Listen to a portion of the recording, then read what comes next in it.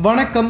சற்று முன் கிடைக்கப்பெற்ற மிக மிக முக்கியமான செய்தி ஒன்று வெளியாகி உள்ளது. அனைத்து இந்திய அண்ணா திராவிட முன்னேற்ற கழகத்தில் ஒட்டுமொத்த மாவட்ட செயலாளர்களும் ஓபிஎஸ்ஸிற்கு ஆதரவுகளை தெரிவித்துள்ளார்கள்.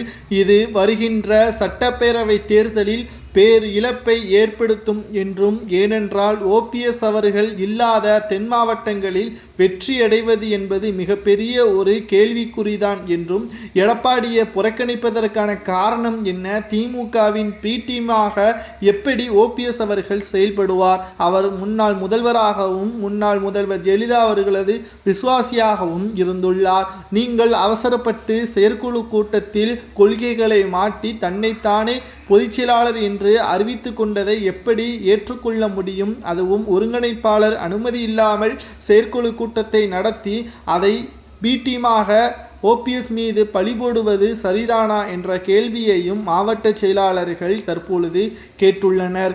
ஒட்டுமொத்தமாக 44 மாவட்ட செயலாளர்கள் ஓபிஎஸ்ஸிற்கு திடீரென்று ஆதரவுகளை தெரிவித்திருப்பது பேரதிர்ச்சியை ஏற்படுத்தியுள்ளது. தொடர்ச்சியாக ஓபிஎஸ் அவர்கள் மீண்டும் அதிமுகவில் இணைய வேண்டும் என்று ஒவ்வொரு நிர்வாகிகளும் அழுத்தத்தை கொடுத்து வருகிறார்கள். இதனால் ஓபிஎஸ் அவர்கள் மீண்டும் அதிமுகவில் இணைவதை தவிர வேறு வழியே இல்லை என்ற தகவலையும் நம்மால் பார்க்க முடிகிறது.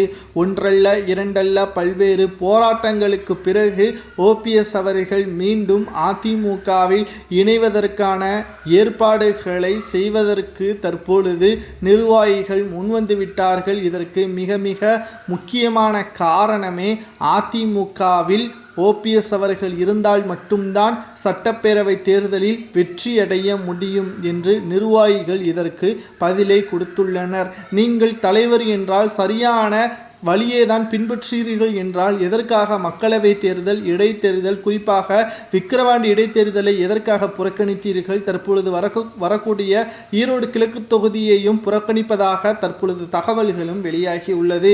ஒவ்வொரு கேள்விகளையும் மாவட்ட செயலாளர்கள் எடப்பாடியே கழுத்தை நெரிக்கும் விதமாக கேள்விகளை கேட்டு வருகிறார்கள்.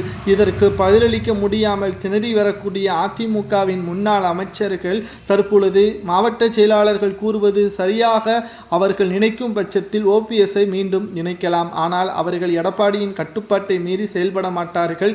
இதனால் ஓபிஎஸ் அவர்களுக்கு ஆதரவுகளை மாவட்ட செயலாளர்கள் கொடுத்தால் இன்னமும் அதிமுகவில் பல பிரச்சனைகள் வரும் என்று அரசியல் வட்டாரத்தில் பேசப்படுகின்றன. இதை பற்றி உங்களது கருத்துக்களை மறக்காம கமெண்ட் வாயிலாக கூறுங்கள்.